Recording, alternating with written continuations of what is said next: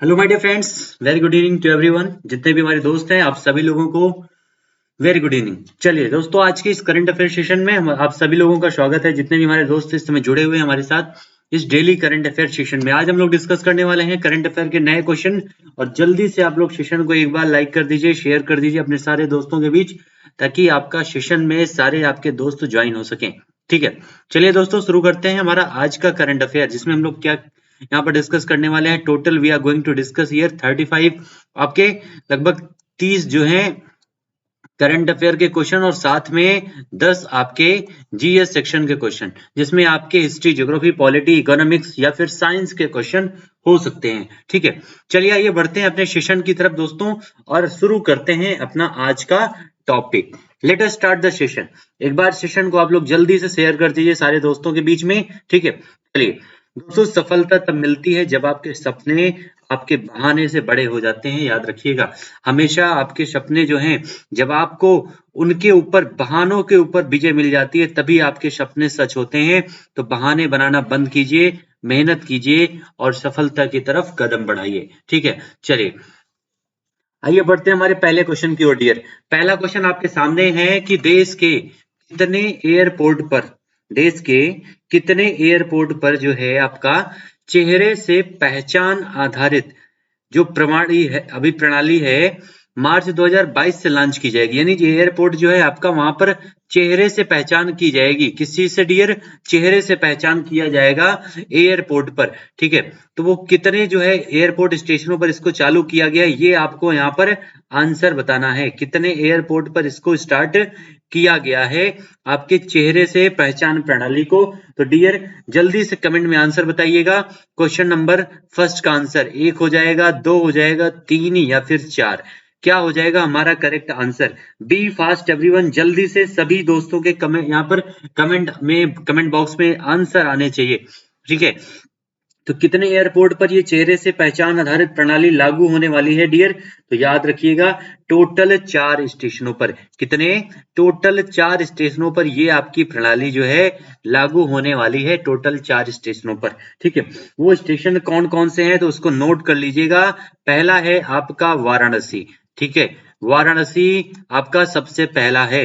ठीक है, उसके अलावा दूसरा आपका कौन सा है डियर? पुणे है। दूसरा है आपका पुणे। ठीक है, दूसरा है पुणे। तीसरा है आपका कोलकाता। ठीक है, तीसरा कौन सा है डियर? तीसरा है आपका कोलकाता। और चौथा लिख लीजिएगा विजयवाड़ा। कौन सा? विजयवाड़ा जो है आपका चौथा स्टेशन है। ये चारों स्टेशन के नाम नोट कर लीजिएगा डियर। यही 4 वो स्टेशन हैं जहां पर 4 एयरपोर्ट हैं जहां पर चेहरे से पहचान आधारित प्रणाली जो है 2022 में मार्च से लॉन्च की जाएगी। याद रखिएगा। ठीक है, और ये जो आपका जानकारी है, ये केंद्रीय मंत्री जो है वीके सिंह के द्वारा इसको बताया गया है। ठीक है, चलिए अगले क्वेश्चन पे ये पॉइंट नोट कर लीजिएगा। मोस्ट इंपोर्टेंट पॉइंट है डियर कि कितने स्टेशनों पर कौन कौन सा वो स्टेशन है। ठीक है, ये भी याद रखिएगा। चलिए अगला हमारा क्वेश्चन क्या है कि भारत पर्यटन विकास निगम, कौन सा? भारत पर्यटन विकास निगम जो है आपका, इसके अध्यक्ष अभी हाल ही में बनाए गए हैं। और किसको बनाया गया है इसका अध्यक्ष? भारत पर्यटन विकास निगम का जो अध्यक्ष है वो किसको बनाया गया डियर? जेपी नड्डा जी को, संबित पात्रा, अमित शाह, लाल कृष्ण आडवाणी। तो किसको बनाया गया है भारत आपका जो है भारत पर्यटन विकास निगम के अध्यक्ष? ठीक है, तो जेपी नड्डा जी जो है डियर इस समय क्या है? तो ये बीजेपी के इस समय क्या है? अध्यक्ष हैं आपके जेपी नड्डा जी। और संबित पात्रा ये क्या है? तो ये प्रवक्ता हैं। क्या है? प्रवक्ता हैं संबित पात्रा जी, उड़ीसा से हैं। और इन्हीं को जो है संबित पात्रा जी को जो है भारत पर्यटन विकास निगम, बीजेपी के प्रवक्ता हैं संबित पात्रा जी, और इनको जो है भारत पर्यटन विकास निगम का अध्यक्ष बनाया गया है। ठीक है, भारत पर्यटन विकास निगम का अध्यक्ष इनको बनाया गया है, याद रखिएगा। चलिए अगला हमारा क्वेश्चन क्या है? नेक्स्ट हमारा क्वेश्चन नंबर 3। जर्मनी के संघीय गणराज्य के आर्डर ऑफ मेरिट, जर्मनी के जो संघीय गणराज्य का एक सम्मान है, आर्डर ऑफ मेरिट सम्मान। ठीक है, आर्डर ऑफ मेरिट जो अवार्ड है, ये किससे दिया गया है? किसे इस अवार्ड से सम्मानित किया गया है डियर? किसको सम्मानित किया गया है? तो ये जो है कोई और नहीं है, आपके सविता केलकर जी हैं। कौन है? सविता केलकर जी हैं, जिनको इस अवार्ड से सम्मानित किया गया है ऑर्डर ऑफ मेरिट के सम्मान से। ये जर्मनी के जो है द्वारा प्रदान किया जाने वाला एक सम्मान है, ये भी याद रखिएगा। ठीक है, और ये जो है आपकी सविता केलकर जी जो हैं, ये आपके फर्ग्यूसन कॉलेज, कहाँ पर डियर? फर्ग्यूसन कॉलेज, ये आपका एक पुणे में एक कॉलेज है, जहां पर ये क्या करती हैं? शिक्षण कार्य करती हैं। जर्मन भाषा की विशेषज्ञ हैं, प्रोफेसर हैं। ठीक है, जर्मन भाषा के प्रोफेसर हैं सविता केलकर।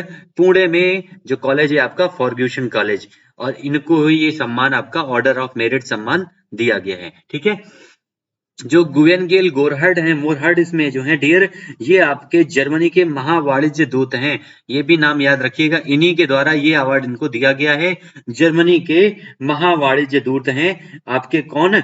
ये आपके जुवेनगेल मोरहर्ड। ठीक है, तो ये दोनों पॉइंट याद रखिएगा। अभिजीत बनर्जी जो है, ये इनको 2017 में जो है नोबेल प्राइज दिया गया था डियर।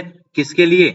अर्थशास्त्र के लिए। ठीक है, अर्थशास्त्र के लिए नोबेल प्राइज इनको दिया गया था। भारतीय मूल के हैं अभिजीत बनर्जी। इनको और इनकी वाइफ एस्थर डुप्लो, दोनों लोगों को 2017 में जो है इकोनॉमी के लिए जो है नोबेल प्राइज दिया गया था। ठीक है, और इसके पहले भारत में जो नोबेल प्राइज इकोनॉमी में मिला था, वो मिला था अमर्त्य सेन को। ठीक है, अमर्त्य सेन जी को मिला था डियर 1998 में। कब? 1998 में अमर्त्य सेन जी को भी इकोनॉमी के लिए नोबेल प्राइज दिया गया था, याद रखिएगा। और मीरा कुमार कौन है डियर? ये जो है लोकसभा की अध्यक्ष थी, पहली महिला अध्यक्ष मीरा कुमार थी पहले। ठीक है, ये भी याद रखिएगा। नाम आपको पुरुषों के जैसा लगेगा, लेकिन ये एक महिला का नाम है। चलिए बढ़ते हैं अगले क्वेश्चन की ओर dear. Question number 4। Question number 4 हमारा क्या है? एसबीआई के पूर्व चेयरमैन रजनीश कुमार, एसबीआई के पूर्व चेयरमैन है रजनीश कुमार जो, इनको अपना रणनीतिक सलाहकार किसने नियुक्त किया है? अपना रणनीतिक सलाहकार किसने नियुक्त किया है, ये आपसे क्वेश्चन पूछा गया है। और इन्हीं को डियर, रजनीश कुमार को ही आंध्र प्रदेश गवर्नमेंट ने, आंध्र प्रदेश की सरकार ने जो है अपना इकोनॉमिक एडवाइजर यानी आर्थिक सलाहकार भी नियुक्त किया था, ये भी याद रखिएगा, रजनीश कुमार जी को ही। ठीक है, और एसबीआई के पूर्व चेयरमैन भी हैं, ये भी याद रखिएगा। तो इन्हें किसने अपना रणनीतिक सलाहकार नियुक्त किया, ये आपको आंसर बताना है। उबर ने, ओयो ने, जोमेटो या फिर रिलायंस। ये आपकी उबर और ओयो जो है ये एक तरह के परिवहन की सुविधाएं प्रदान करता है। जोमेटो जो है ये खाने पीने की चीजें आपको पहुंचाता है, और रिलायंस जो है ये आपके इलेक्ट्रॉनिक संबंधित है, इलेक्ट्रॉनिक्स एंड कम्युनिकेशन यानी आपके मोबाइल फोन से। ठीक है, चलिए, तो एसबीआई के पूर्व चेयरमैन रजनीश कुमार को अपना रणनीतिक सलाहकार नियुक्त किसने किया है, ये आपको आंसर में बताना है। किसके द्वारा नियुक्त किया गया है इनको अपना रणनीतिक सलाहकार डियर? तो कौन है वो, आंसर बताइएगा जल्दी से, कमेंट में आंसर बताइएगा डियर, वो कौन है? आंसर हो जाएगा हमारा ओयो। ठीक है, ओयो के द्वारा जो है उनको अपना रणनीतिक सलाहकार नियुक्त किया गया है। और ये आपका हॉस्पिटलिटी की सारी सुविधाएं देता है ओयो, यानी परिवहन की, उसके अलावा आपके जो है रहने की सारी सुविधाएं प्रदान करता है ओयो के द्वारा। ठीक है, चलिए, ठीक है, ये क्वेश्चन का आंसर आपका हो जाएगा second, will be the correct answer. चलिए सेकंड, इसके बाद बढ़ते हैं क्वेश्चन नंबर 5 की ओर। क्वेश्चन नंबर 5 हमारा क्या डियर? Walt Disney. ठीक है, कौन सा है? वॉल्ट डिज्नी में जो है आपका किसे अपनी महिला चेयरमैन के रूप में, पहली महिला, याद रखिएगा इसमें पहली महिला है, यहां पर याद रखिएगा अपनी पहली महिला। ठीक है, पहली महिला चेयरमैन के रूप में किसे नियुक्त किया है? वॉल्ट डिज्नी ने। वॉल्ट डिज्नी जो है इसने किसे जो है अपने पहली महिला चेयरमैन के रूप में नियुक्त किया है? वॉल्ट डिज्नी डियर, इसका जो है 98 ईयर हो गया है इस कंपनी को चलते हुए, और पहली महिला चेयरमैन इसमें नियुक्त की गई है। अब उनका नाम क्या है? तो ये पराग अग्रवाल, इनको तो अभी ट्विटर, किसमें डियर? ट्विटर में इनको नियुक्त किया गया है, पराग अग्रवाल को। रजनीश कुमार जो अभी हमने बताया, ये आपके पूर्व एसबीआई के चेयरमैन थे, और ओयो ने अपना रणनीतिक सलाहकार नियुक्त किया है, साथ में आंध्र प्रदेश के इकोनॉमिक एडवाइजर भी हैं। ठीक है, और इसका आंसर आपका क्या हो जाएगा डियर? सूजन अर्नोल्ट। कौन हो जाएगा? सूजन अर्नोल्ट जो है इनको वॉल्ट डिज्नी में पहली महिला चेयरमैन के रूप में नियुक्त किया गया है, सूजन अर्नाल्ट को, ये याद रखिएगा। और ये किसका स्थान लेगी, ये भी याद रखिएगा, बाब आइगर का। किसका डियर? बाब आइगर का स्थान लेंगी, बाब आइगर का। ठीक है, सारे पॉइंट याद रखिएगा, बाब आइगर का स्थान लेंगी सूजन अर्नाल्ट, और ये पहली महिला चेयरमैन बनी है वॉल्ट डिज्नी की। ठीक है, पहली महिला चेयरमैन। चलिए अगले क्वेश्चन की ओर आगे बढ़ते हैं डियर। क्वेश्चन नंबर 6 आपके सामने है। भारत में एमएसएमई यानी आपका मीडियम स्मॉल एंटरप्राइजेस जो है यानी मध्यम वर्ग का जो आपका इंडस्ट्रीज है उसको बढ़ावा देने के लिए 3,750 करोड़ रुपए के कर्ज को किसने मंजूरी दिया है? किसने मंजूरी दिया है आपके एमएसएमई को बढ़ावा देने के लिए भारत में? वर्ल्ड बैंक, आईएमएफ, एनडीबी या फिर आपका एडीबी? किसने आपको बढ़ावा दिया है भारत में और 3,750 करोड़ रुपए का कर्ज दिया है? ठीक है, किसको बढ़ाने के लिए? एमएसएमई को बढ़ाने के लिए। तो वर्ल्ड बैंक ने दिया है, आपका आईएमएफ ने दिया है या फिर एडीबी या फिर एनडीबी ने दिया है डियर? तो याद रखिएगा ये आपका वर्ल्ड बैंक के द्वारा दिया गया। किसके द्वारा डियर?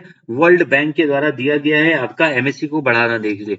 वर्ल्ड बैंक की स्थापना 1945 में हुई थी और आईएमएफ की स्थापना भी 1945 में हुई थी। दोनों का आपका हेडक्वार्टर डियर अगर हम बात करें तो दोनों का हेडक्वार्टर आपके वॉशिंगटन में है। कहां पर? वॉशिंगटन में है आपका वर्ल्ड बैंक और आईएमएफ दोनों का हेडक्वार्टर। ठीक है, आपका न्यू डेवलपमेंट बैंक ये जो है आपका ब्रिक्स देशों के द्वारा, किसके द्वारा डियर? ब्रिक्स देशों के द्वारा 2014 में इसको स्थापित किया गया था। 2014 में ब्रिक्स देशों के द्वारा एनडीबी की स्थापना हुई थी। ठीक है, ये याद रखिएगा। और एडीबी जो है इसका जो है 1966 में स्थापना हुई थी, एशियन डेवलपमेंट बैंक। और हेड ऑफिस कहां पर है डियर? मनीला में इसकी हेड ऑफिस है, याद रखिएगा। कहां पर? मनीला में इसकी हेड ऑफिस है। और एनडीबी की आपकी संघाई में है, चाइना के। ठीक है, कहां पर? संघाई में है। ब्रिक्स देशों का बैंक है एनडीबी। और करंट अफेयर की बात करें डियर तो इसी आपके एनडीबी में, इस एनडीबी में आपके 3 नए देशों को इस बार शामिल किया गया है। 3 नए देशों को शामिल किया गया है। वो देश कौन कौन से हैं? कौन कौन से हैं जल्दी से कमेंट में आंसर बताइएगा डियर सभी लोग। ठीक है, तो वो कौन कौन से हैं? आपका पहला याद रखिएगा यूएई। कौन है? पहला है यूएई। दूसरा है आपका कौन सा? तो दूसरा है उरुग्वे। ठीक है, दूसरा है आपका उरुग्वे। और तीसरा आपका है बांग्लादेश। ठीक है, तीसरा आपका कौन सा है डियर? तीसरा है बांग्लादेश। 3 नए देश है जिनको इस आपके एनडीबी बैंक में शामिल किया गया था इस बार, याद रखिएगा। ठीक है, सारे पॉइंट याद रखिएगा, मोस्ट इंपॉर्टेंट डियर। और इसी के साथ बढ़ते हैं अपने अगले क्वेश्चन की तरफ। Question number 7। क्वेश्चन नंबर 7 हमारा क्या है? 5 करोड़ लोगों को पूर्ण कोविड-19 टीकाकरण करने वाला देश का पहला जो राज्य है वो कौन सा बना है? पहला राज्य कौन सा बना है डियर? देश का जो 5 करोड़ लोगों को टीकाकरण कर चुका है। कितने लोगों को? 5 करोड़ लोगों को डियर। बहुत बड़ी बात होती है 5 करोड़ लोगों को टीकाकरण करना। ठीक है, देश का पहला राज्य कौन सा बन गया है? मध्य प्रदेश, हरियाणा, उत्तर प्रदेश या फिर केरल? कौन सा राज्य बना है? जल्दी से कमेंट में आंसर बताइएगा। और सबको इसका आंसर पता होगा डियर कि कोई और नहीं हो सकता, ये कारनामा किया है हमारे उत्तर प्रदेश ने। ठीक है, उत्तर प्रदेश में जो है 5 करोड़ लोगों को कोविड-19 का टीका लग चुका है, याद रखिएगा। और पहला राज्य बन गया है हमारे देश का उत्तर प्रदेश। ठीक है, अगर कोविड-19 की बात करें डियर, कोरोना का जो पहला केस है आपका कहां पर मिला था? वो केरल में। कोरोना का पहला केस मिला था केरल में। पहली मृत्यु कहां पर हुई थी? तो पहली मृत्यु याद रखिएगा कर्नाटका में हुई थी। पहली मृत्यु कर्नाटका में। सबसे पहला जो है इसको महामारी घोषित करने वाला राज्य कौन सा है डियर? तो याद रखिएगा आपका हरियाणा। ठीक है, और पहली बार लॉकडाउन किसने लगाया था? तो पंजाब ने। ठीक है, पंजाब ने लगाया था। और अभी हाल ही में कोविड का एक और वेरिएंट सामने आया है डियर, जिसका नाम क्या है? ओमिक्रोन। क्या नाम है? ओमिक्रोन इसका नाम है। और इसका पहला केस कहां पर मिला है? ये आज का करंट अफेयर छाप लीजिएगा। क्या है? ये आपका कर्नाटका में मिला है। कहां पर? कर्नाटका में आपके 2 केस मिले हैं ओमिक्रोन से संबंधित। ठीक है, चलिए तो ये सारे पॉइंट याद रखिएगा आपके कोविड-19 से संबंधित केस। और इसकी जो कोविड आपका जो कोरोना आपका बीमारी है इसकी शुरुआत कहां हुई है? तो चीन में हुई थी, याद रखिएगा, चीन में। चलिए क्वेश्चन नंबर 8 हमारा क्या डियर? किस देश ने गणतंत्र होने के बाद सिंगर रिहाना को अपना नेशनल हीरो घोषित किया है? कौन से देश ने? ठीक है, कौन से देश ने नेशनल जो आपकी अपने गणतंत्र होने के बाद जो है नेशनल हीरो घोषित किया है? किसको डियर? रिहाना को। एक सिंगर है रिहाना और इन्हीं को घोषित किया है अपना नेशनल हीरो। वो कौन सा देश है? अमेरिका है, बारबाडोस है, अफगानिस्तान है या पाकिस्तान है? तो सबसे पहले ध्यान देना है, ये देश क्या पूछ रहा है? गणतंत्र होने के बाद, यानी अभी हाल ही में उसको गणतंत्रता की प्राप्ति हुई है डियर, रिपब्लिक हुआ है वो देश अभी हाल ही में। और वो कौन सा देश है इसको हम डिस्कस भी कर चुके हैं, वो कोई और नहीं है, बारबाडोस है, जो आपके उत्तरी अमेरिका में है डियर। कहाँ? उत्तरी अमेरिका का कैरेबियन देश है आपका, उत्तरी अमेरिका का बारबाडोस। ठीक है, उत्तरी अमेरिका में है बारबाडोस। और यहीं पर इसी देश ने जो है सिंगर रिहाना को अपना पहला नेशनल हीरो घोषित किया है। ठीक है, अपना पहला नेशनल हीरो घोषित किया है किसको? सिंगर रिहाना को। अफगानिस्तान की अगर हम बात करें डियर, यहाँ तो तालिबान शासन है। क्या है? यहाँ पर तालिबान शासन है आपके अफगानिस्तान में। ठीक है, और पाकिस्तान में तो नल्ले लोगों को शासन है। इमरान खान यहाँ के प्रधानमंत्री हैं, आपको पता ही है, जो किसी काम का नहीं है, सेना के इशारों पर चलने वाला व्यक्ति है इमरान खान। ठीक है, और अमेरिका के प्रेसिडेंट इस समय कौन है? Joe Biden. Joe Biden. कोई भी हो, जो भी हो डियर, कोई दिक्कत नहीं है, क्योंकि इस समय पूरे देश में, पूरे वर्ल्ड की बात अगर हम करें तो इस समय सबसे शक्तिशाली व्यक्ति की लिस्ट में टॉप पर कौन है? हमारे देश के प्रधानमंत्री नरेंद्र मोदी। विश्व के सबसे शक्तिशाली व्यक्ति का नाम क्या है? प्रधानमंत्री नरेंद्र मोदी। चलिए आइए बढ़ते हैं अगले क्वेश्चन की ओर डियर। राष्ट्रीय प्रदूषण नियंत्रण दिवस कब मनाया जाता है? Question number 9। राष्ट्रीय प्रदूषण नियंत्रण दिवस जो है आपका कब मनाया जाता है? 1 दिसंबर को, 2 दिसंबर को, 3 दिसंबर या 4 दिसंबर को? कब मनाया जाता है आपका राष्ट्रीय प्रदूषण नियंत्रण दिवस? तो ये डियर आपका मनाया जाता है कब? 2 दिसंबर को मनाया जाता है। राष्ट्रीय प्रदूषण नियंत्रण दिवस आपका 2 दिसंबर को मनाया जाता है, याद रखिएगा। ठीक है, कब मनाया जाता है? 2 दिसंबर को। मोस्ट इंपॉर्टेंट पॉइंट है और काफी इंपॉर्टेंट आपका ये डे है, याद रखिएगा, जिसमें आपका क्या मनाया जाता है? राष्ट्रीय आपका प्रदूषण दिवस। ठीक है, अगर प्रदूषण की बात करें दिया तो सबसे प्रदूषित जो राजधानी की अभी लिस्ट जारी हुई थी, उसमें सबसे प्रदूषित कौन सा? दिल्ली था, याद रखिएगा। भारत की सबसे प्रदूषित भी कौन है? दिल्ली है।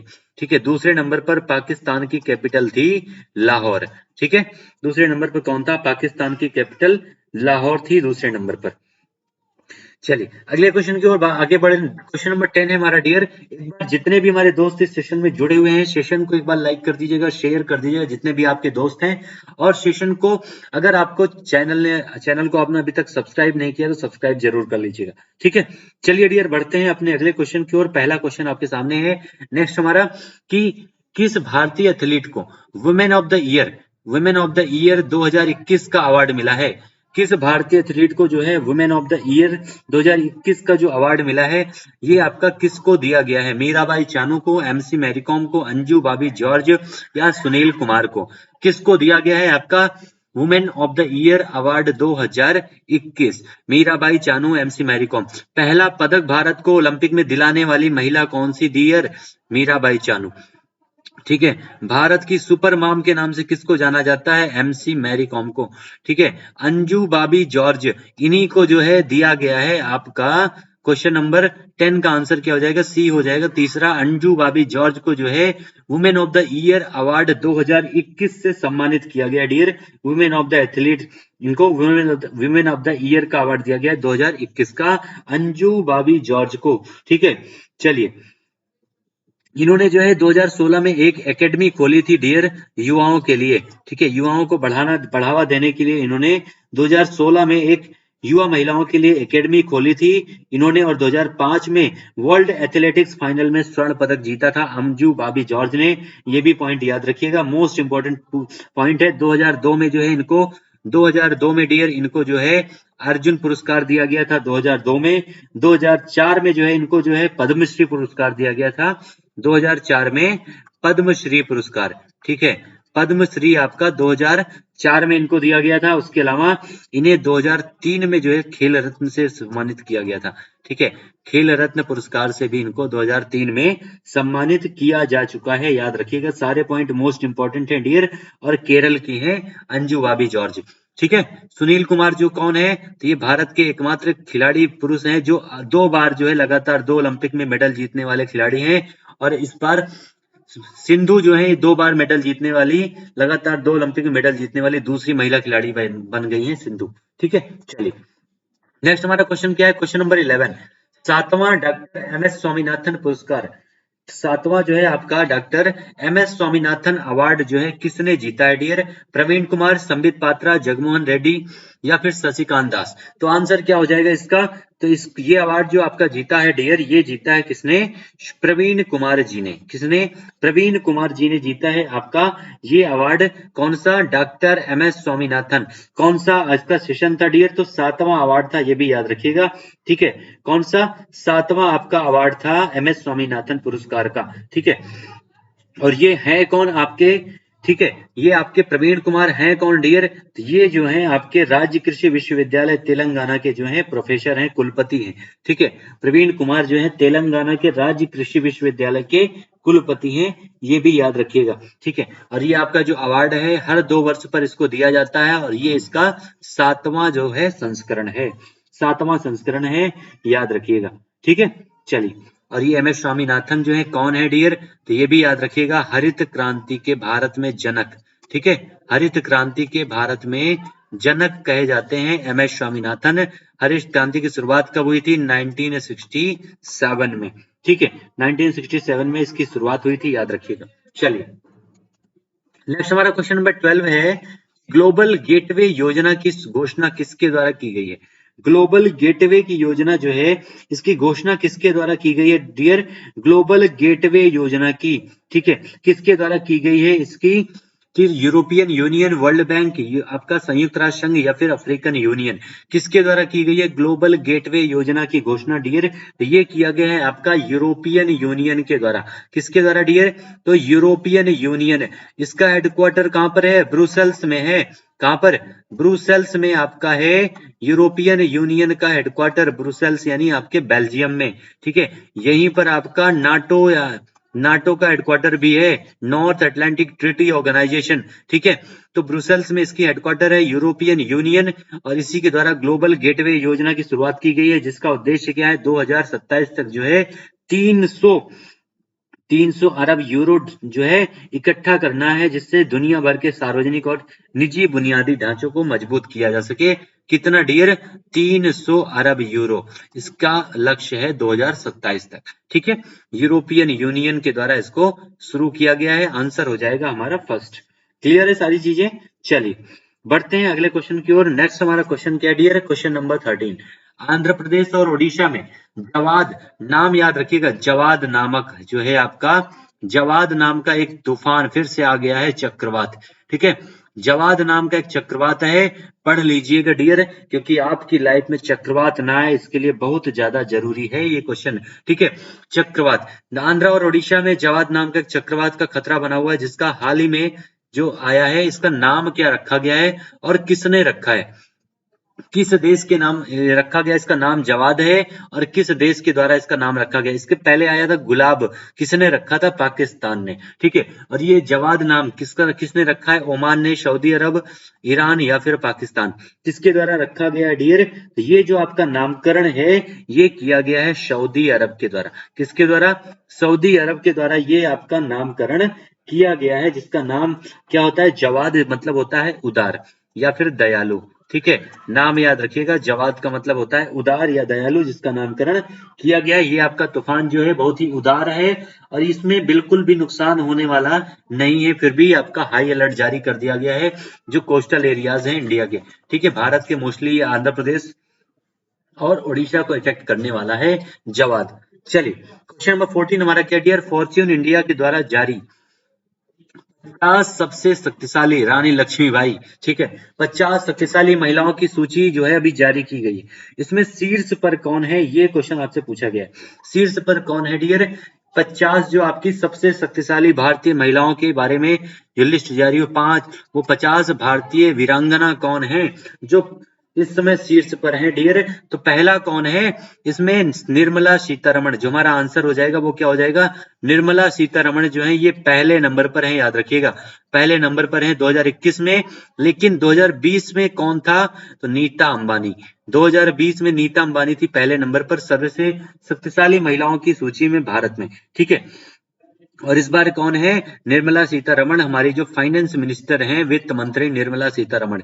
तीसरे नंबर पर कौन है? सौम्या स्वामीनाथन, आपकी तीसरे नंबर पर है सौम्या स्वामीनाथन, ठीक है। और चौथे नंबर पर कौन है डियर? चौथे नंबर पर है आपकी किरण मजूमदार, ठीक है। किरण मजूमदार जो है ये चौथे नंबर पर है, याद रखिएगा, ठीक है। सारे पॉइंट याद रखिएगा, मोस्ट इंपॉर्टेंट है आपका ये क्वेश्चन, फॉर्च्यून इंडिया की जो लिस्ट जारी हुई है।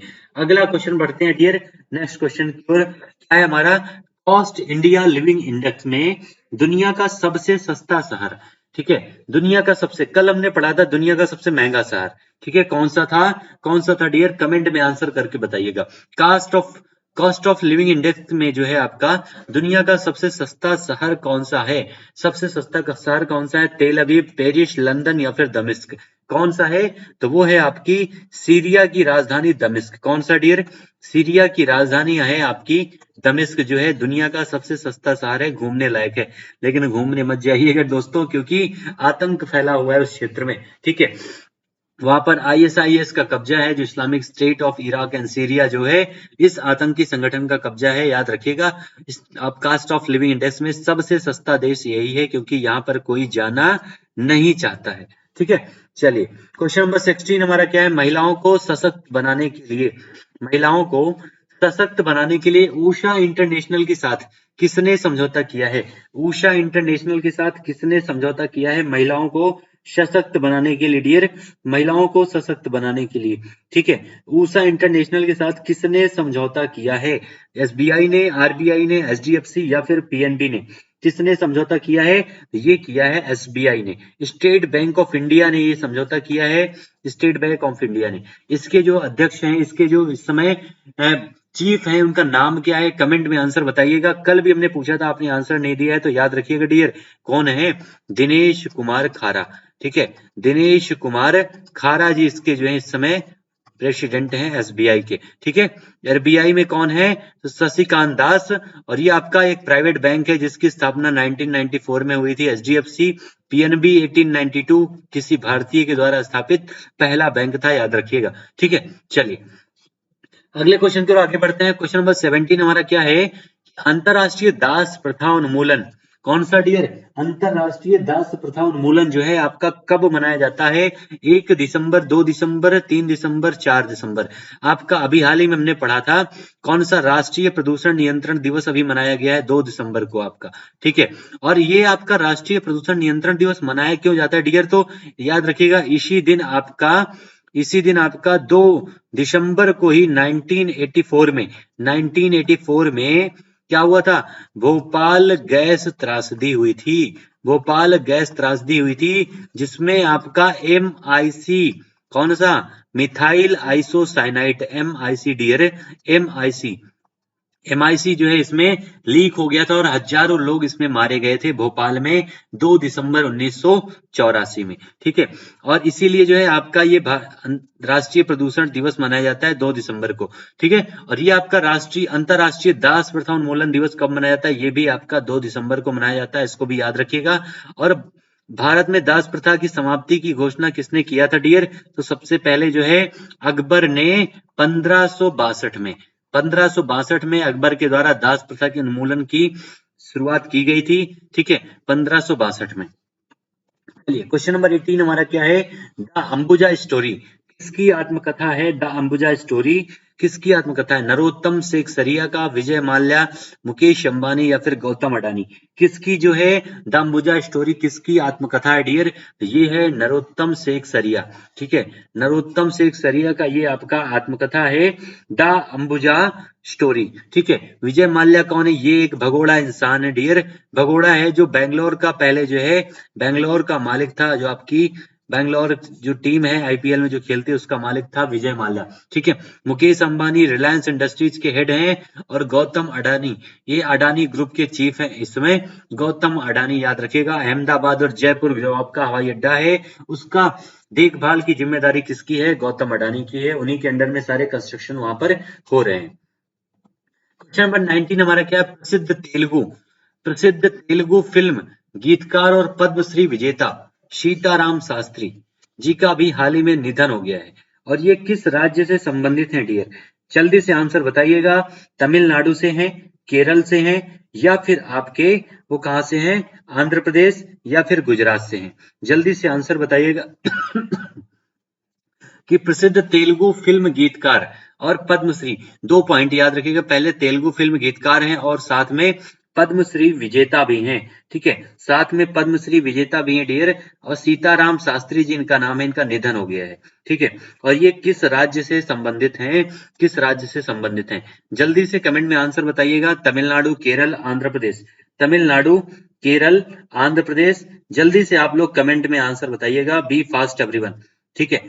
क्या हो जाएगा हमारा क्वेश्चन नंबर 19 का आंसर, क्वेश्चन नंबर 19 का आंसर हमारा क्या हो जाएगा डियर, जल्दी से आंसर बताइएगा। उसके बाद हम लोग यहाँ पर देखेंगे, इसके बाद आपका शुरू होगा रैपिड फायर, जिसमें हम लोग 10 क्वेश्चन डियर यहाँ पर डिस्कस करने वाले हैं। कितने क्वेश्चन, 10 क्वेश्चन हम लोग डिस्कस करेंगे हमारे रैपिड फायर सेशन में, और उसके बाद हमारा शुरू होगा क्या, आज का हमारा जीएस सेक्शन यानी सामान्य ज्ञान। एक बार जितने भी हमारे दोस्त हैं सेशन को एक बार लाइक कर दीजिएगा, शेयर कर दीजिएगा अपने सारे दोस्तों के बीच में, जो भी आपके पास ग्रुप हो, जो भी व्हाट्सएप, फेसबुक, एनीथिंग, सारी जगह आपको शेयर करना है दोस्तों, ठीक है। और जिन्होंने अभी तक जो है हमारे चैनल को सब्सक्राइब नहीं किया डियर, एक बार सब्सक्राइब जरूर कर लीजिएगा।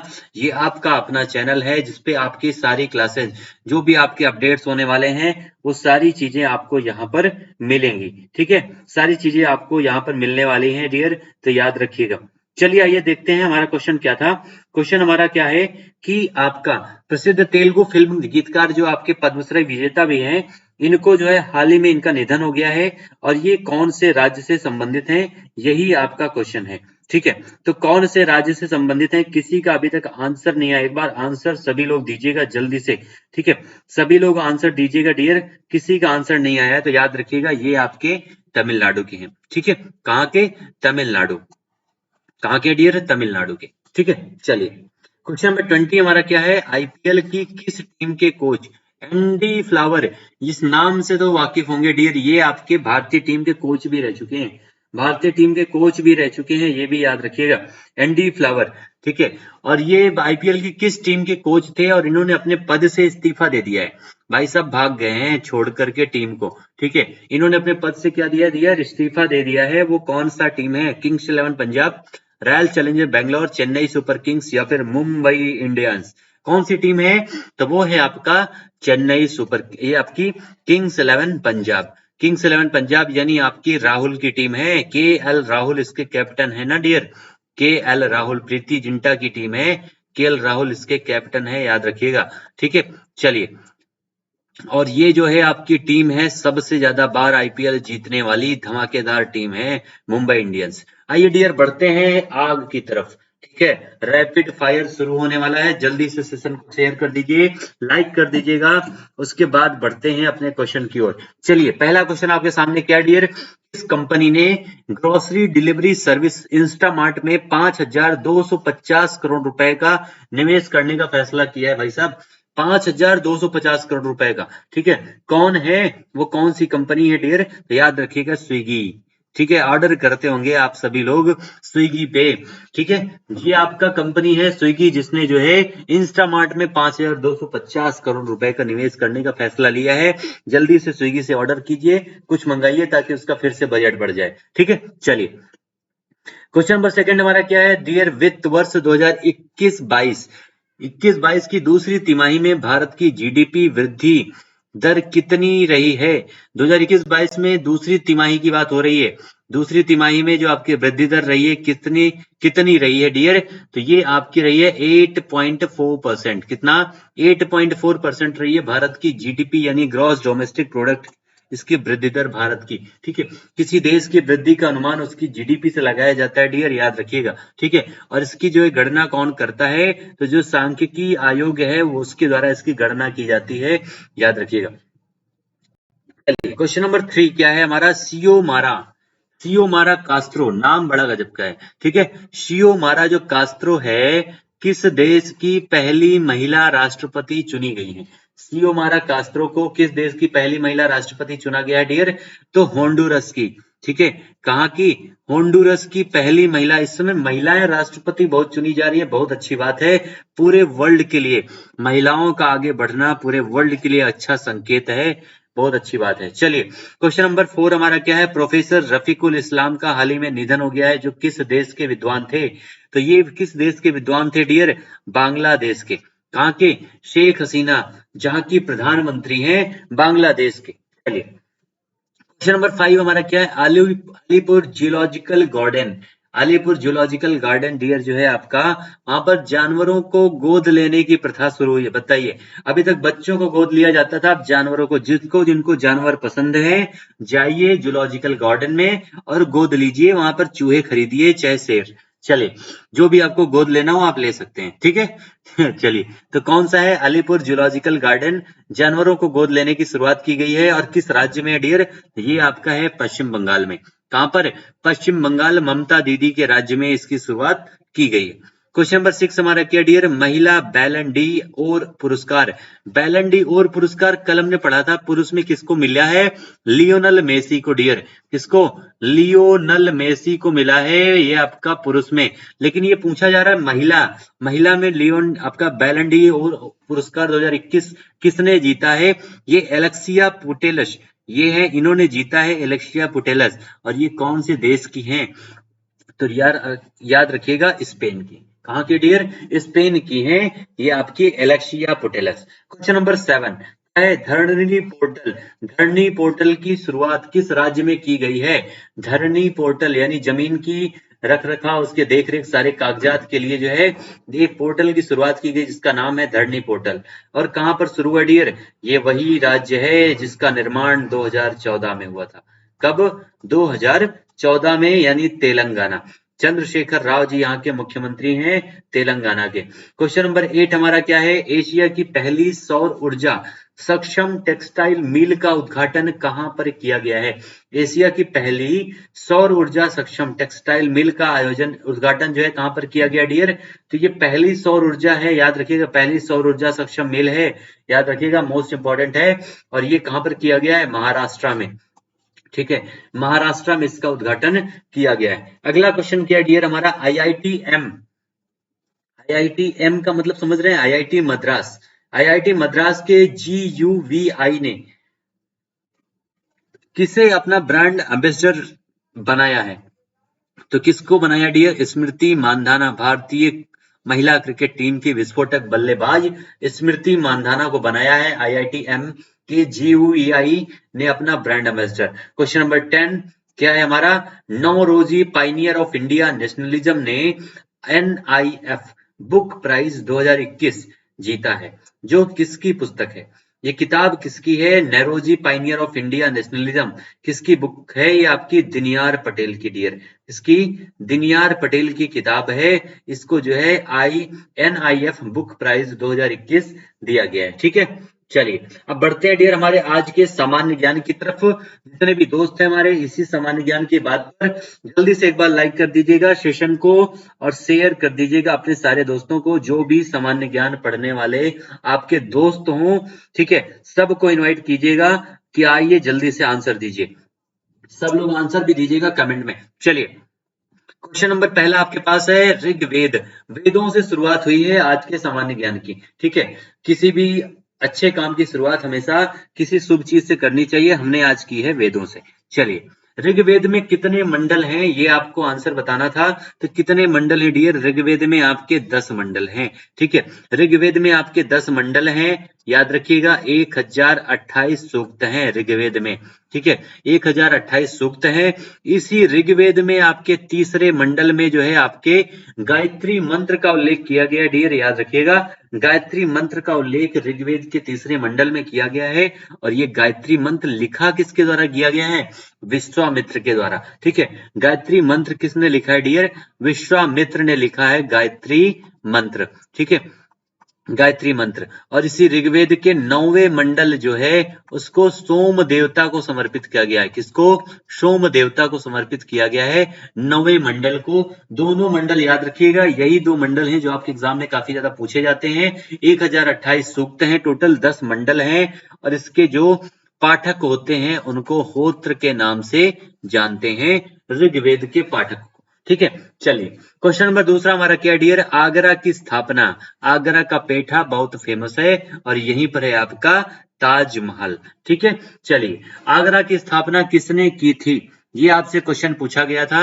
आगरा की स्थापना किसने की थी डियर, तो याद रखिएगा लोधी वंश के दूसरे शासक थे सिकंदर लोधी। ठीक है, सिकंदर लोधी ने जो है आगरा की स्थापना की थी। लगभग इसकी जो स्थापना की गई थी वो हुई थी 1503 में।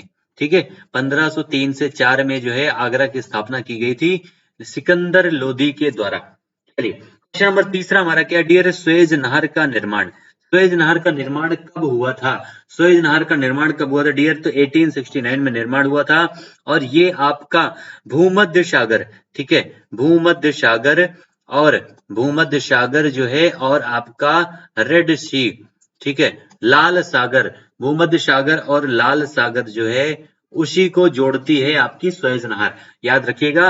और इस पर नियंत्रण किसका डियर, तो मिस्र देश का नियंत्रण है इस पर, किसका, मिस्र का नियंत्रण है। ठीक है, चलिए क्वेश्चन नंबर 4 हमारा क्या है, 2011 की जनगणना के अनुसार भारत का लिंग अनुपात कितना है, तो भारत का 2011 के अनुसार, 2011 की जनगणना के अनुसार लिंग अनुपात कितना है, 943 है।